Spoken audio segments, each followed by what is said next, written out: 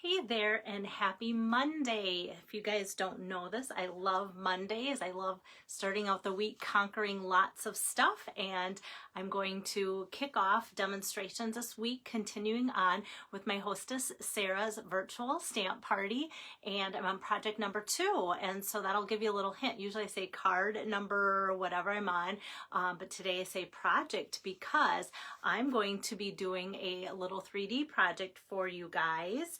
And there we go. I just want to make sure my iPad's catching up. So this is the little project I'm doing today. Some cute little, actually they're called sweet little boxes. Hey there, Lisa. And these are from the Sweet Talk suite of products. And so last week I did a cute Valentine card, like a purple card, and I just couldn't wait to play with more Valentine things. And I wanted to get some Valentine ideas out to you guys right away, so that you have time to think it over, place your order, get your things. Usually orders take about a week. So if you're new to ordering through me, just know that things do take about a week to get to you after you place your order. And if things aren't in, you can't even order it. So I was kind of disappointed when Stampin' Up! Went with that type of thing, but yet it's kind of nice to know that if you order, you know you're going to get it, versus wondering when and if there's going to be any crunch, especially when it comes to Valentine's, because you don't want to get it on the 15th or even the 13th and not have time to put things together. So that will help you too when you're ordering to know what you can get or not. So lots of things in stock. There's hardly anything that's not in stock. When I look at how many products we have and how few things are unavailable, it's really a good time to order right now, and it's celebration, so that's always a good time. So let me put down my iPad here. And hey there, Ginger, and let me get my camera turned around so you can see my little project a little bit closer here. So every once in a while I like to throw in a project versus a card, and so for Valentine's, how perfect. And if you see in the background, if you are ordering through my hostess Sarah's party, you'll also get candy in your box. Not just the box, you'll get candy, because I thought if I fill these with candy, like this one, if you can see here, it's going to fit 3. Can see maybe by the size of my hand, they're pretty decent size, little fun size Kit Kats. So I'll put a couple down that way, and then this one still has plenty of room to go across that way without being tight. And that can just fold up like so. And I thought I'll put these in bubble wrap, or bubble mailers, I should say. And having the candy in there will actually help keep the box firm for being smush proof. And it's so cold out, you guys. I have no fear that what I mail is going to melt. For those of you around here, maybe my Arizona people that have wintered there, they might have a little bit more problem. But yeah, so when I mail these out with your little chocolates, they won't melt because it's so cold. The only thing melting is my nose after I go outside, right? Hi there, Connie. Hi, Carol. So let me show you, first of all, the products I'm using to put together these cute little boxes. So from the mini catalog, here I'm going back to, oh, hi, Cindy and Darla. The suite from the mini catalog, the Sweet Talk suite, is on pages 8 and 9, and then it just kind of highlights the stamp set a little bit bigger on page 10. But when they do that, what I like about that is it also gives us more ideas. So it looks like they kind of have used this same little treat box here and die cut right through the box, so you can kind of see the treats from the inside of the box, which is a fun idea too. So they gave us lots of great ideas, and I'm going to follow through with one more. Like I said, last week I used this with kind of that purple theme, if you remember. And so this time I am going to pull out a different heart to use there, and just kind of go with some different papers and stuff. Oh, and Patricia's joining from Switzerland again. I am feeling better. I still am stuffy, but a lot better than I was. And my cute grandson, the last time he made his debut, I have to say he did get sick later. He came in at the end of my video, my tummy hurts, and I'm like, well, that's unusual from him. He's usually really hearty and not a complainer. And so as I sent him back home, I'm like, do I even tell them about that? Because that's kind of unusual. Yeah, he didn't make it through the night without getting sick. So he's doing better, but he did pass it along to all three of my boys. And so that wasn't so fun, but thanks for checking in. And so hopefully he can make another cute appearance. All right, so that's the stamp set that I'm using today. And then you'll recognize these papers. And then we've got this today from these paper packs, the Sweet Talk. And this is what I'm focusing on today because I thought how fun to pull out the designer series paper that has all the candies on there since I'm using candy. And then this I want to kind of just kind of talk about a little bit. This is from page 67. Let me quick flip to that. And it's called Supple Shimmer specialty paper, and you get a sheet of each. And in the catalog, the colors are just pink and blue. You know how Stampin' Up! Always says like Petal Pink or Blushing Bride or something? This just says pink and blue, but Stampin' Up! Actually came out with a special statement and wants you to know it's more of a pool party. And you can see here when I put pool party next to it, it definitely has a pool party tone to it, not blue like it shows in the catalog. I feel like the catalog almost makes it look more like a balmy blue. And you can see here, you know, it might pick up a little bit of that, but I feel like it'd be more clashy, and I think you'd be happier using pool party. So I always like to let you guys know about things like that, just because if you are coordinating products, and that's the best thing I love about Stampin' Up!, you want things to coordinate and look nice. So that is where that is from, and that's what I have to say about it. And then I'm using today these cute little Sweet Talk boxes. You'll get 10 in a pack. They're food safe. So even though like my candies that I'm using today, the Kit Kats I put in there are wrapped, these Reese's will be wrapped and such. But if you're putting other things maybe in there, it is food safe, so that you don't have to worry about anything from the inside of your box transferring to food to make it not food safe. So let me pull out one of these from my 10 pack here. And the other accessories that I'm using, of course, then is that Supple Shimmer paper, a little scratch piece of Blushing Bride, and Real Red, and then that fun candy paper. So if this doesn't scream Valentine's, I don't know what does. Hey there, Brenda. Well, I get to see you at the end of the month, Brenda from Iowa, in person. Please let me know. Okay, so whenever I have any kind of treat boxes, 3D boxes like this, what I like to do is get out my bone folder and just go over the creases, because even though they put really nice folds and such in place, and scores, I should say, they score it really well, it's always easier to fold up and to get it to stay in the shape that you want it to if you just kind of go over it with the bone folder. And sometimes if I've been in a hurry and don't do that, I'm always a little bit frustrated, like, you know what, it just doesn't want to fold in and stay in. It kind of wants to do its thing because it's been stored flat. So if I just kind of do that, then things seem to fold up a lot happier. Hi there, Julie. So next, what I'm going to do with this here is take these two little pieces of that Sweet Talk Designer Series paper. I've cut them both 3 1/4 by 2 1/4, and then that's going to nicely fit the front and back sides of my box here. So I'm just going to put that down here with some adhesive. And the other nice thing about this being such a busy paper is you really don't have to worry about like, whoops, I got a little bit of ribbon. What's kind of the right direction that it goes. It just kind of is busy enough. You can put it down and it's going to be okay, which is nice. And then for those of you that always wonder, what are we wrecking on the back side that we're not going to use?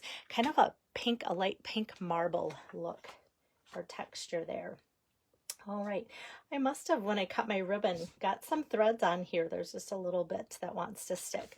Okay, so we have this here. So like I said, that's going to be the front and the back. And then I'm going to do just a little bit of die cutting. But before I do that, let me do the only stamping. And that is going to use like the heart from that Sweet Conversation stamp set, and this says you're cute, you are cute, which is a really cute thing that looks like a conversation heart. I'm going to stamp that out using Real Red. Hey there, Lois, nice to have you on here. And the fun thing about this is my hostess, Sarah, has young ones, and I always thought it was fun to do little crafty things when my kids were young, even though I have boys and she has girls. It's kind of just fun to see that. And with this, I'm just going to cut this out. This is something that my boys would have loved to do. When I used to have stamp camps and they were younger, definitely younger, they were more excited about crafting than they are now by far. But they used to, after everybody left, go through and do all the projects that they could before I put the supplies away. So that was kind of fun. So from the Sweet Hearts dies, these can be bundled with the stamp set for 10% savings. I'm going to use this heart that's going to cut out that, and then this fun little tag here. And I've used some of the other hearts last week, so some of those are missing, but you can see there's lots more hearts. And I love when there's little tiny dies like this, that they include several in the set, so when you run those through or whatever, you're getting lots of hearts all at once, so you're not running it back and forth just for tiny, little things forever. You get quite a few in one shot. So I'm just going to line that up and run that through. So I've stamped that Real Red on Blushing Bride, and we have that I'll set aside there. And then I'm going to take that pink Supple Shimmer here. And then just a side note, when I run this through my trimmer, I cut on the back side, so that it just seems like it doesn't dull my blade as quickly, because sometimes this kind of shimmer glimmer paper can be hard on our cutting blades, and I've noticed that, like, if I have a bunch that I'm doing at once, all of a sudden the blade seems like it got dull faster than other times. So then when I want to cut that off, I just go this way, trim it, and it doesn't seem like it pulls or has to drag through. It's still cutting through the same material, but it just seems like it's just a little bit easier on the blade to do it that way. All right, so this is my other thing that I die cut there. I'm going to set that aside. Oh, wait a minute.